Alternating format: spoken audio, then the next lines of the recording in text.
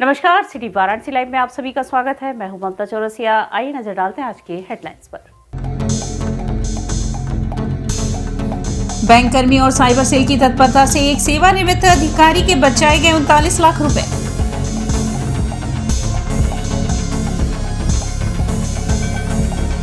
छात्र हित मुद्दों को लेकर विद्यापीठ के छात्रों ने किया जोरदार विरोध प्रदर्शन।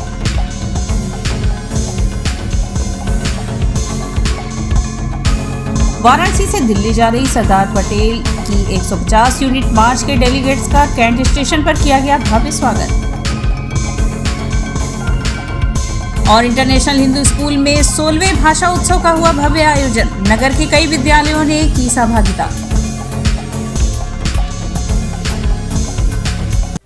और अब खबरें विस्तार से। सरदार पटेल जी की 150वीं जयंती पर भारतीय जनता पार्टी द्वारा चल रहे कार्यक्रम के अंतर्गत शुक्रवार को दोपहर 3 बजे युवाओं का एक डेलीगेट वंदे भारत ट्रेन से नई दिल्ली रवाना हुआ। सरदार पटेल के 150वीं जयंती के उपलक्ष्य में भारतीय जनता पार्टी द्वारा चल रहे कार्यक्रमों के अंतर्गत आज शुक्रवार को दोपहर 3 बजे युवाओं का एक डेलीगेट वंदे भारत ट्रेन से नई दिल्ली के लिए रवाना हुआ। प्लेटफॉर्म संख्या 1 पर डेलीगेट्स का स्वागत महानगर अध्यक्ष प्रदीप अग्रहरी एवं जिलाध्यक्ष हंसराज विश्वकर्मा के नेतृत्व में महानगर एवं जिले के पदाधिकारियों के साथ युवा मोर्चा के कार्यकर्ता एवं महिलाओं ने डेलीगेट्स का स्वागत किया और उन्हें वंदे भारत ट्रेन से रवाना किया। महिलाओं ने सभी डेलीगेट्स पर पुष्प वर्षा करके चंदन का टीका लगाया। महानगर अध्यक्ष एवं जिलाध्यक्ष ने सभी डेलीगेट्स को माला पहनाकर अभिवादन किया।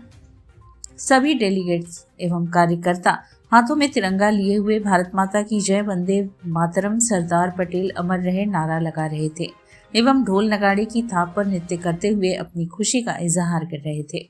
महिलाओं ने शंखनाद करके अभिवादन किया। महानगर अध्यक्ष ने अपने उद्बोधन में कहा, प्रधानमंत्री जी के संसदीय क्षेत्र से आज यह युवा सरदार पटेल के गांव से स्टैचू ऑफ यूनिटी तक 150 किलोमीटर पैदल यात्रा का संकल्प लेकर जा रहे हैं। इन लोगों के हौसले की मैं प्रशंसा करता हूं और उनके उज्जवल भविष्य की कामना करता हूं। जिलाध्यक्ष हंसराज विश्वकर्मा ने कहा, सरदार पटेल के उद्देश्य एक भारत श्रेष्ठ भारत के संकल्प को प्रधानमंत्री जी पूरा कर रहे हैं और यह युवा भाजपा के कार्यक्रम पटेल जी की जयंती पर पदयात्रा करके पूरे देश को एकता का संदेश देंगे। वंदे भारत से जाने वाले डेलीगेट्स में प्रीतम सिंह, गौरव पटेल, सिद्धार्थ मिश्रा, राकेश कुमार भारद्वाज, आशुतोष कुमार तिवारी, उज्जवल सिंह, नवीन कुमार दुबे, उत्कर्ष श्रीवास्तव, आर्यन पांडे, अभय पटेल, उत्कर्ष पांडे, सिद्धार्थ सिंह, शशांक कुमार सिंह, सत्यम सिंह, राज पांडे, शिवम कुमार सिंह, पंकज पाठक शामिल थे। बैंक कर्मी और साइबर सेल की सूझबूझ से एक सेवानिवृत्त अधिकारी के 39 लाख रुपए बचाए गए। साइबर ठगों के बढ़ते हौसले को एक बार फिर नाकाम करते हुए HDFC बैंक की महिला ब्रांच मैनेजर और साइबर सेल की तत्परता से एक सेवानिवृत्त अधिकारी के 39 लाख रुपए बच गए। इस साहसिक और सतर्क कार्रवाई के लिए अपर पुलिस आयुक्त सरवण टी ने बैंक मैनेजर स्नेहा सिंह और साइबर सेल टीम को प्रशस्ति पत्र देकर सम्मानित किया। यह घटना 7 नवंबर की है। सेवानिवृत्त अधिकारी को एक फर्जी कॉल आया जिसमें खुद को दिल्ली पुलिस का अधिकारी बताते हुए ठगों ने कहा कि उनका नाम मनी लॉन्ड्रिंग केस में आ गया है। डर के मारे पीड़ित ने ठगों की बात मान ली और 39 लाख रुपए ट्रांसफर करने के लिए HDFC बैंक की आर्य महिला शाखा में पहुंचे।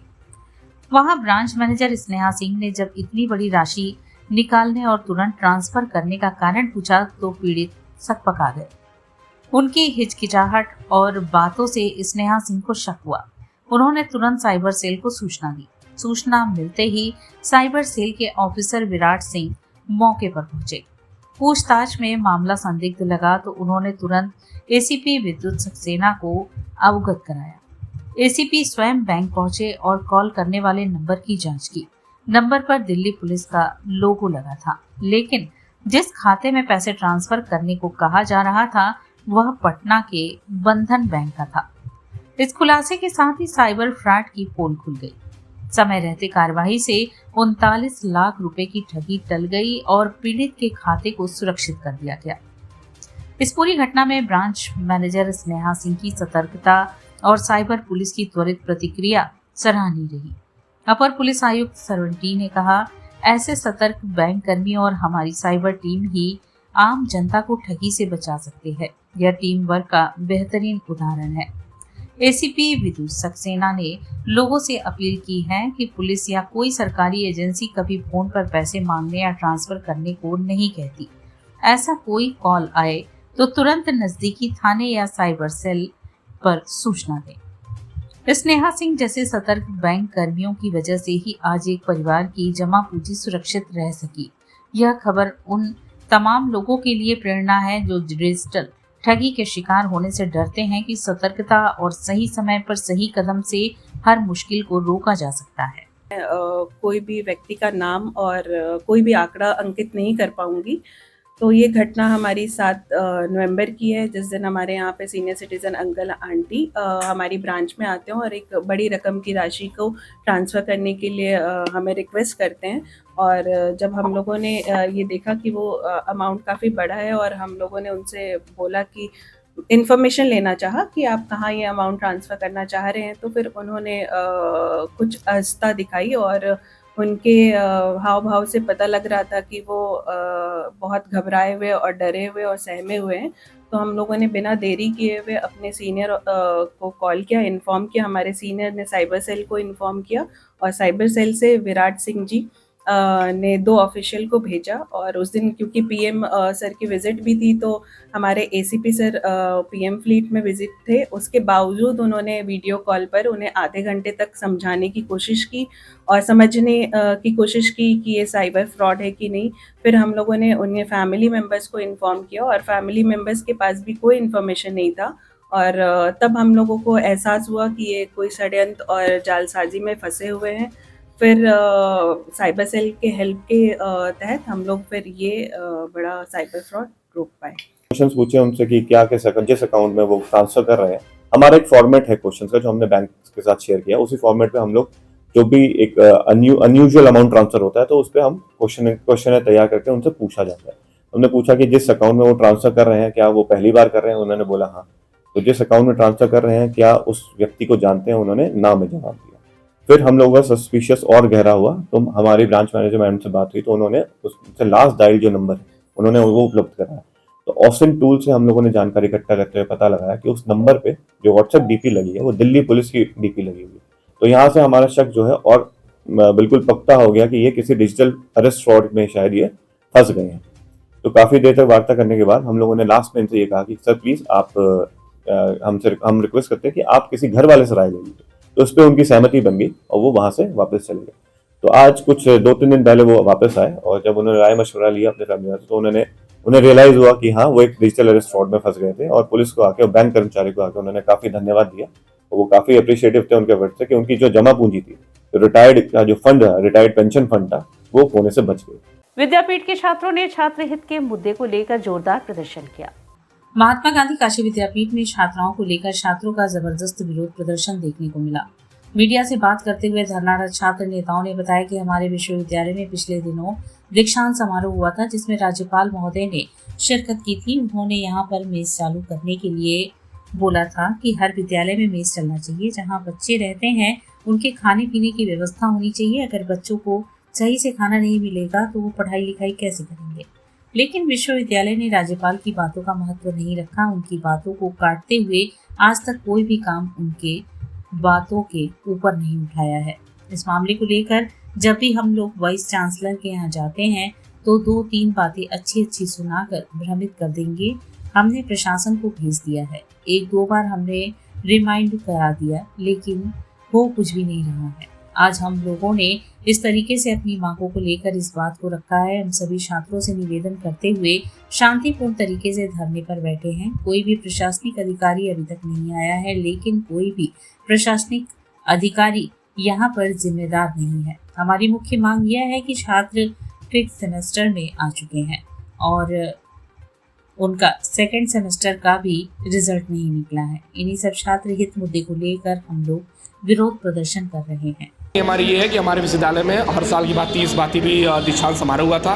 उस दीक्षांत समारोह में राज्यपाल महोदय आई थी। उन्होंने यहाँ मेस चालू करने के लिए उन्होंने बोला था कि हर विश्वविद्यालय में मेस चलना चाहिए, बच्चे यहाँ रहते हैं, उनकी खाने पीने की व्यवस्था होनी चाहिए। अब बच्चा आके यहाँ खाना ही बनाएगा तो पढ़ाई लिखाई कब करेगा? कोई कॉलेज की क्लास कर रहा है, फिर जाके कोचिंग कर रहा है, तैयारी कर रहा है, वो आके बच्चा जब यहाँ के खाना ही बनाएगा तो पढ़ेगा कब? तो यहाँ मेस चालू होना चाहिए। लेकिन विश्वविद्यालय ने उनकी बातों का महत्व नहीं रखा। राज्यपाल महोदय की बातों को काटते हुए आज तक इन्होंने कोई भी कदम उसके ऊपर नहीं उठाया है। आप जब वहाँ जाएंगे तो आपको 2-3 लाइनें अच्छी सुना देंगे कि हमने बढ़ा दिया है, हमने भेज दिया है, 1-2 बार हमने रिमाइंड करा दिया है, लेकिन वो कुछ भी नहीं रहा है। आज भी आप जाएंगे, 2 महीना हो गया राज्यपाल को आए इस बात को बताए, लेकिन आज भी आप जाएंगे तो बच्चे ने चूल्हा पे अपना खाना बना रहे होंगे, दोनों टाइम वो खाना बनाएंगे। कैंट रेलवे स्टेशन के सामने स्थित विजयनगर मार्केट में अतिक्रमणकारियों के खिलाफ अभियान चलाया गया। वाराणसी के कैंट रेलवे स्टेशन के ठीक सामने विजयनगर मार्केट में गुरुवार को अतिक्रमण हटाओ अभियान चलाया गया। इस दौरान मीडिया से बात करते हुए नगर निगम के कर्मचारियों ने बताया कि पहले भी अतिक्रमण के खिलाफ इन लोगों को चेतावनी दी गई थी, लेकिन इन लोगों ने विजयनगर मार्केट खाली नहीं किया और बार बार अतिक्रमण करते रहते हैं।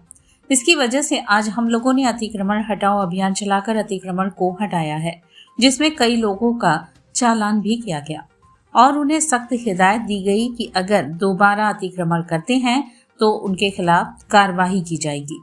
कर्मचारियों द्वारा यह भी बताया गया कि इन लोगों को 15 दिन के अंदर हटाने का आदेश दिया गया था, लेकिन जो लोग अतिक्रमण किए हैं वह लोग अभी तक उसको हटाए नहीं है और लोगों को यह भी सख्त हिदायत दी गई है कि सोमवार तक अपने अतिक्रमण हटा लें। अगर नहीं अतिक्रमण हटाते हैं तो मंगलवार को पुनः तालाबंदी कर सीजिंग की जाएगी और फिर नगर निगम के द्वारा जो अतिक्रमण किए हुए हैं उसको तुड़वाया जाएगा। सभी दुकानदारों को लिखा पढ़ी में भी नोटिस दी जा चुकी है और हिदायत दी जा चुकी है। आज इसलिए अनाउंस करते हुए पुनः इसको सूचित किया गया है और सोमवार तक मौका दिया गया है। 18 दुकान विजयनगर में है और 34 दुकान हिंदू नगरम में है अवैध तरीके से।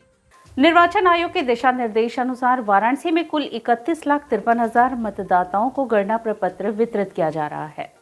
निर्वाचन आयोग के दिशा निर्देशों के अनुसार जनपद वाराणसी में भी SIR की प्रक्रिया चल रही है। इस प्रक्रिया की विस्तृत जानकारी देते हुए जिला निर्वाचन अधिकारी जिलाधिकारी सत्येंद्र कुमार ने बताया कि चुनाव आयोग के दिशा निर्देशों के अनुसार वाराणसी में 31,53,000 मतदाताओं को गणना प्रपत्र वितरित किया जा रहा है और उनसे इसको भरवा कर पुनः प्राप्त किया जा रहा है। इस कार्य को करने के लिए जनपद में 3,000 BLO लगे हुए हैं और प्रत्येक मतदाताओं से संपर्क बना रहे हैं।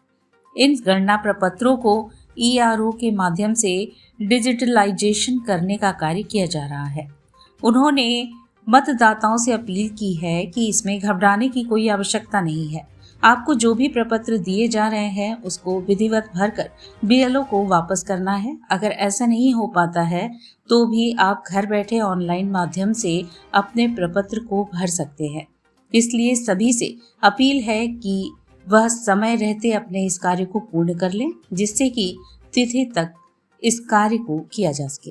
कि जो इन्यूमरेशन फॉर्म भरना है इसके लिए वो बहुत आसानी से खुद भी घर बैठे भी कर सकते हैं। उसके लिए voters.eci.gov.in का जो हमारा पोर्टल है इलेक्शन कमीशन का, उस पर जाकर वो स्वयं 2003 वाले वोटर लिस्ट में उनका कहाँ पे नाम था वो भी देख सकते हैं और पूरा इन्यूमरेशन फॉर्म वो ऑनलाइन ही भर सकते हैं।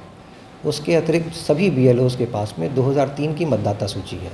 2003 की मतदाता सूची में उनका नाम किस क्रम संख्या पे था, किस बूथ पे था, वो अपने BLO से भी संपर्क करके वो प्राप्त कर सकते हैं।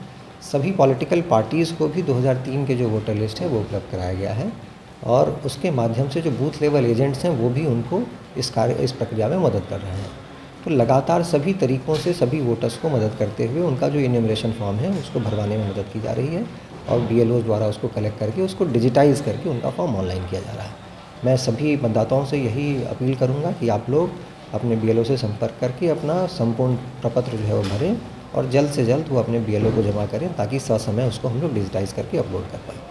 BHU अस्पताल के OPD शुल्क वृद्धि के विरुद्ध NSUI BHU इकाई ने विश्वविद्यालय प्रशासन को ज्ञापन सौंपा। सर सुंदरलाल अस्पताल में पर्चा OPD शुल्क वृद्धि के विरुद्ध NSUI BHU इकाई ने विश्वविद्यालय प्रशासन को ज्ञापन सौंपा। ज्ञापन के माध्यम से NSUI के लोगों का कहना था कि यह गंभीर चिंता है कि बीएचयू के सर सुंदरलाल अस्पताल में ओपीडी पर्चा के शुल्क लगातार बढ़ाकर मरीजों पर अत्यधिक आर्थिक बोझ डाला जा रहा है। यह वृद्धि बहुत तेजी से हो रही है, जिससे गरीब और मध्यम वर्गीय मरीजों, छात्रों और तीमारदारों को भारी वित्तीय भार उठाना पड़ रहा है। उन्होंने कहा कि इसके पूर्व पर्चा की वैधता पहले 6 महीने थी, जिसे अब बढ़ाकर 1 वर्ष कर दी गई है। पर्चे का स्वरूप भी बदलकर विस्तृत 28 पेज की बुकलेट किया गया है, जिसे अस्पताल प्रशासन बेहतर रिकॉर्डिंग और सुविधाओं के लिए एक सकारात्मक कदम बताता है। जबकि हमने देश के अन्य प्रमुख सार्वजनिक संस्थानों में पर्चा ओपीडी शुल्क की स्थिति की पड़ताल की तो स्थिति इससे भिन्न थी। हम लोगों की मांग है कि बीएचयू प्रशासन से अनुरोध है कि नवीनतम पर्चा शुल्क की समीक्षा की जाए और इसे पुनः विचाराधीन लाया जाए। अब फंडिंग की कमी हो गई है कि किस तरह से पैसे की उगाही चाहते हैं ये लोग, कि मतलब क्या चाहते हैं कि मरीज की संख्या कम हो जाए, मतलब किस तरह की मंशा है। यही मंशा जानने के लिए हम लोग आज कुलपति महोदय के पास आए हैं कि आपके जो आईएमएस के डायरेक्टर हैं उनसे पूछिए कि किस तरह की मानसिक स्थिति उनकी है, या फिर उनकी भी मानसिक स्थिति खराब हो गई है, इसीलिए वो लगातार सर सुंदर जो अस्पताल है इसमें लगातार इस तरह की घटनाएं हो रही है। डीसीपी गौरव बंसलवाल ने सिगरा थाने का वार्षिक निरीक्षण किया। गुरुवार को डीसीपी गौरव बंसलवाल ने सिगरा थाने का वार्षिक निरीक्षण किया। निरीक्षण के दौरान डीसीपी को थाने में सलामी दी गई। उसके बाद उन्होंने सिगरा थाने में रखे असलहों की जानकारी ली। साथ ही साथ मालखाने, बैरक और मिशन शक्ति के कार्यालय का निरीक्षण किया। निरीक्षण के दौरान मीडिया से बात करते हुए डीसीपी ने बताया कि सिगरा थाने की सारी व्यवस्थाएं सुदृढ़ हैं और बाकी का अभी जांच किया जा रहा है। देखिए, यहाँ पे जो वार्षिक निरीक्षण रहता है वो आज किया गया है और जो थाना है वो अच्छे उसमें रखा हुआ है। इन्होंने अच्छी मेंटेनेंस है थाने पे। सभी रजिस्टर यहाँ चेक किए गए हैं। जो नया यहाँ पे मिशन शक्ति केंद्र बना गया है उसका मुआयना किया गया है। अभी पर्याप्त यहाँ पे साधन पाए गए हैं और अभी इनका जो विस्तृत जो है इनसे जानकारी ली जाएगी किस तरीके की यहाँ पे शिकायतें आ रही हैं और किस तरीके से समाधान किया जा रहा है। एसीपी विद्युत सक्सेना ने सारनाथ थाने का औचक निरीक्षण किया और साथ ही आवश्यक दिशा निर्देश दिए। सारनाथ थाने में शुक्रवार को उस समय हड़कंप मच गया जब वाराणसी के सहायक पुलिस आयुक्त विद्युत सक्सेना ने अचानक थाने का औचक निरीक्षण किया। निरीक्षण के समय थाने में सभी पुलिसकर्मी और अधिकारी मौजूद रहे। एसीपी सक्सेना ने अभिलेख कक्ष, हवालात, बैरक सहित थाने के हर हिस्से का बारीकी से जायजा लिया। निरीक्षण के बाद एसीपी ने थाना प्रभारी और सभी कर्मियों को साफ निर्देश दिए कि पर्यटकों से जुड़ी किसी भी शिकायत पर तुरंत कार्रवाई की जाए। थाने की साफ सफाई और अनुशासन को हर हाल में बनाए रखा जाए। सभी रिकॉर्ड दुरुस्त रखे जाएं तथा सारनाथ आने वाले देशी विदेशी पर्यटकों की सुरक्षा व्यवस्था को और मजबूत किया जाए। सूत्रों के अनुसार यह निरीक्षण पर्यटन सीजन में पर्यटकों की सुरक्षा को चाक चौबंद करने और थाने के कामकाज में चुस्ती दुरुस्ती लाने के मकसद से किया गया था। एसीपी के दौरे से थाने में सतर्कता का माहौल बना रहा। पर्यटक सीजन में ऐसे निरीक्षण से पुलिस महकमे में सकारात्मक संदेश जाने की उम्मीद है। जी देखिए, डीजीपी उत्तर प्रदेश महोदय के द्वारा और सीपी सर के निर्देशानुसार सभी थानों का निरीक्षण किया जा रहा है, मुआयना किया जा रहा है। ये हमारी कार्यप्रणाली का एक महत्वपूर्ण हिस्सा है। इसी के क्रम में आज पर्यटक थाने का मुआयना किया गया है। यहाँ पे विभिन्न पैरामीटर्स पे इस पे मुआयना किया गया, जिसमें रख रखाव, साफ सफाई, अभिलेखों का रख रखाव, कक्षों का स्थिति और यहाँ पे कर्मियों की उपस्थिति, कर्मियों के अलर्टनेस, कर्मियों के द्वारा किए गए काम की समीक्षा तथा जो इक्विपमेंट दिए गए हैं, जो भी माल खाने में चीज़ें हैं उनका रख रखाव आदि इत्यादि जैसी चीज़ों के ऊपर निरीक्षण किया गया। यहाँ पे साफ सफाई बहुत अच्छी पाई गई है और निरंतर कार्रवाई कर रहे हैं यहाँ पे। और जो इनको बैलेंसिंग स्कूटर्स दिया गया है उसके में निर्देश दिया गया है कि उसको ठीक करा के पुनः इसको जो है एक्टिव कराया जाए और उसके माध्यम से पेट्रोलिंग करें। इंटरनेशनल हिंदू स्कूल में 16वें भाषा उत्सव का आयोजन हुआ। वाराणसी लंका नगवा स्थित इंटरनेशनल हिंदू स्कूल में 21 नवंबर शुक्रवार को 16वां भाषा उत्सव मनाया गया। इस आयोजन का उद्देश्य छात्रों में भाषा के प्रति जागरूकता एवं उत्साह का सृजन करना है। देश और दुनिया में नित नए बदलावों एवं चुनौतियों को स्वीकार करते हुए सतत संघर्ष एवं राष्ट्र निर्माण हेतु भाषाई एवं साहित्यिक ऊर्जा के साथ छात्रों को तैयार करना ही भाषा उत्सव का एकल उद्देश्य है। इस अवसर पर विद्यालय के अध्यक्ष डॉक्टर सुमन कुमार मिश्र ने ओहायो यूएसए से वीडियो कॉन्फ्रेंसिंग के माध्यम से अपने संदेश में बताया कि भाषा उत्सव हमारे विद्यालय का सबसे महत्वपूर्ण आयोजन है, जिसका उद्देश्य विद्यार्थियों का वैश्विक नागरिक बनाना है। कार्यक्रम का शुभारंभ मुख्य अतिथि नारी शक्ति पुरस्कार से सम्मानित डॉक्टर नीरजा माधव ने दीप प्रज्वलित कर दिया। बतौर मुख्य अतिथि डॉक्टर नीरजा माधव ने कहा कि भाषा को इतना महत्व देते हुए उसका उत्सव मनाया जाना निश्चित रूप से किसी शिक्षण संस्थान के उच्चतम शैक्षणिक उद्देश्य को परिभाषित करता है। उन्होंने छात्रों को कविता, उपन्यास, कहानी एवं अन्य साहित्यिक रचनाओं के लिए प्रेरित किया। आज के डिजिटल युग में साहित्य लेखन एवं पाठन के महत्व को बखूबी रेखांकित किया। इस अवसर पर विद्यालय के प्रबंधक संध्या मिश्रा ने अतिथियों का सत्कार करते हुए कहा कि आज भाषा उत्सव मनाया जाना हर समाज की जरूरत है। विद्यालय के प्रधानाचार्य संतोष कुमार तिवारी ने कार्यक्रम की रूपरेखा पर प्रकाश डाला। इस अवसर पर विभिन्न प्रतियोगिताओं के निर्णायक मंडल में राहुल कुमार, सरोज कुमार पांडे, अभिषेक कुमार गुप्ता, डॉक्टर सत्य प्रकाश रहे। विभिन्न प्रतियोगिताओं की श्रृंखला जिसके अंतर्गत हिंदी में लोकगीत, स्किट, हिंदी भाषण, अंग्रेजी में स्किट, स्पीच, इंग्लिश सॉन्ग एवं संस्कृत में गीत भाषण तथा जर्मन भाषा में जर्मन गीत एवं फोक डांस आदि प्रतियोगिताओं का आयोजन किया गया। इन प्रतियोगिताओं में मुकलाड्रम school, central Hindu boys school, central Hindu girls school, Gopi Radha, rising India, little flower house, imperial public school एवं इंटरनेशनल हिंदू स्कूल, नगवा, लंका, वाराणसी समेत कई नामचीन स्कूलों ने अपनी प्रतिभागिता दर्ज कराई।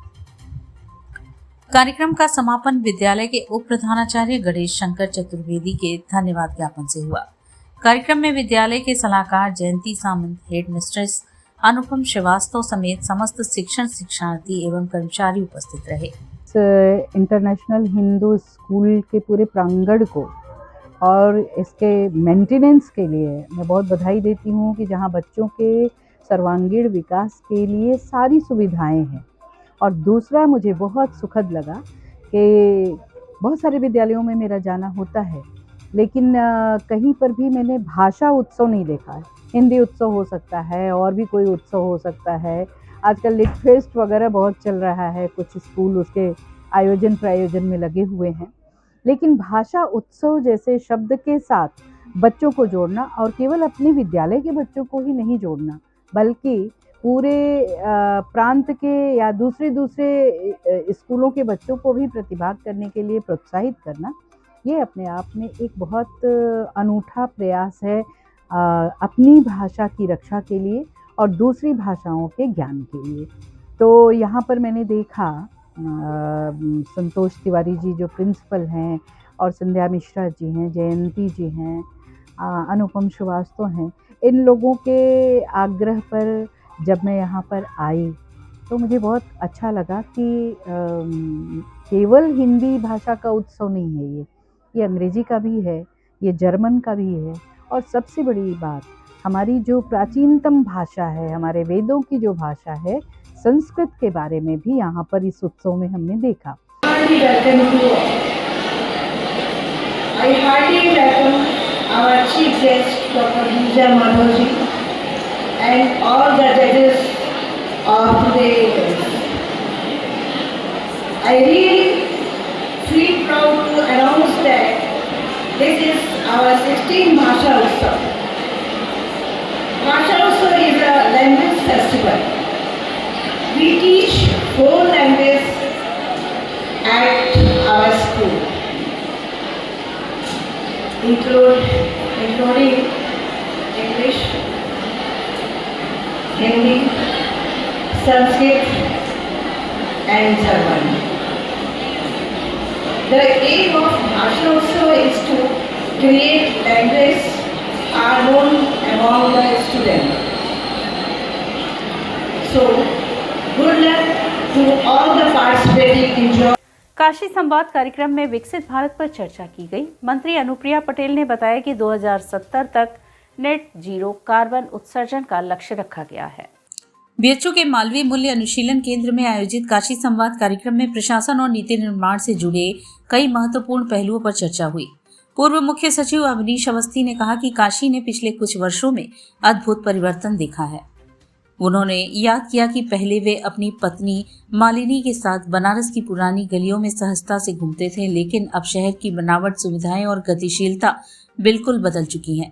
उन्होंने कहा कि काशी विश्वनाथ कॉरिडोर जैसे परियोजनाएं इस बदलाव का प्रमुख आधार बनी है और योगी सरकार के साथ कार्यक्रम में वे स्वयं इस परिवर्तन की प्रक्रिया का हिस्सा रहे। श्री अवस्थी ने बताया कि स्वतंत्रता के 100 वर्ष पूरे होने पर वर्ष 2047 तक विकसित भारत की परिकल्पना तैयार की गई है। इस दिशा में शिक्षा की गुणवत्ता और लर्निंग आउटकम को बेहतर बनाना प्राथमिक आवश्यकता है। उनके अनुसार मजबूत और जागरूक छात्र ही देश को आगे बढ़ा सकते हैं। उन्होंने यह भी कहा कि बायोगैस उत्पादन में आज उत्तर प्रदेश देश में पहले स्थान पर है, जबकि पीएम सोलर मिशन के तहत चौथे नंबर पर है। क्रॉप रेड्यूस मैनेजमेंट, वेस्ट मैनेजमेंट और ग्रीन हाइड्रोजन जैसे क्षेत्रों में बड़े स्तर पर शोध और कार्य हो रहे हैं, जहां आईआईटी बीएचयू और आईआईटी कानपुर एक्सीलेंस सेंटर की भूमिका निभा रहे हैं। कार्यक्रम में शामिल केंद्रीय मंत्री अनुप्रिया पटेल ने कहा कि आज़ादी के 75 साल बाद भी देश का एक बड़ा वर्ग चुनौतियों से जूझ रहा है। इसलिए विकसित भारत का लक्ष्य तभी पूरा होगा जब सरकार वंचित वर्गों और महिलाओं के लिए समर्पित होकर कार्य करे। उन्होंने बताया कि सरकार की कई योजनाओं का सबसे अधिक लाभ महिलाओं को मिला है, जिससे मातृत्व मृत्यु दर में उल्लेखनीय गिरावट दर्ज की गई है। पर्यावरण संरक्षण को लेकर उन्होंने कहा कि भारत अपने वैश्विक दायित्वों का सबसे ईमानदारी से पालन कर रहा है। 2070 तक नेट जीरो कार्बन उत्सर्जन और 2030 तक 50% ऊर्जा खपत कम करने का लक्ष्य इसी दिशा में महत्वपूर्ण कदम है। देश को एक सर्वस्पर्शी, एक सर्वसमावेशी, एक संतुलित और एक टिकाऊ विकास की दिशा में तेजी से आगे बढ़ा रही है और हर वर्ग के कल्याण और समृद्धि को सुनिश्चित करने वाली योजनाएं हर मंत्रालय, हर विभाग के द्वारा चलाई जा रही हैं। मुझे खुशी है कि आज इस आयोजन में समाज का हर वर्ग शामिल हुआ और मुझे लगता है कि 2 दिवसीय इस आयोजन के माध्यम से निश्चित रूप से ऐसे और बहुत रचनात्मक विचार निकलकर सामने आएंगे, जिससे हमारे भारत सरकार की जो एक सोच है पूरे समाज को आगे लेकर बढ़ने की और 2047 का विकसित भारत बनाने की, उसे इन नए विचारों से बल मिलेगा और सभी लोग मिलकर एक जन भागीदारी का आंदोलन विकसित भारत एक्ट 2047 को बनाएंगे। शुक्रवार को घाट संध्या कार्यक्रम में दिल्ली से पधारे कलाकार वैभव कुमार ने ओडिशा नृत्य की मनोहारी प्रस्तुति दी। शुक्रवार को घाट संध्या में दिल्ली के कलाकार वैभव कुमार द्वारा ओडिसी नृत्य की मनोहारी प्रस्तुति साकार हुई।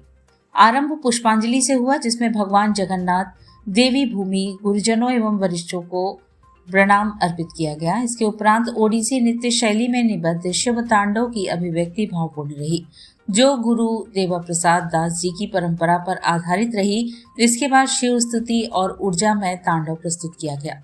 इसके उपरांत द्वितीय प्रस्तुति दशावतार पर आधारित रही, जिसमें भगवान विष्णु के 10 अवतारों मत्स्य, कुर्म, वराह, नरसिंह, वामन, परशुराम, राम, बलराम, बुद्ध, कल्कि को दर्शाया गया।